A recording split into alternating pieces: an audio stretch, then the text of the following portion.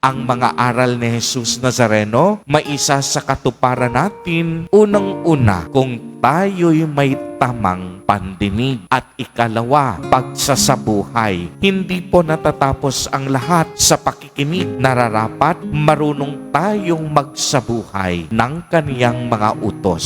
Ang mga aral na ating napakinggan, nararapat maisabuhay natin sa ating buhay. Yung mga napakinggan natin, dapat ginagawa din natin. Tayo mismo marunong sumunod sa kalooban ng Diyos.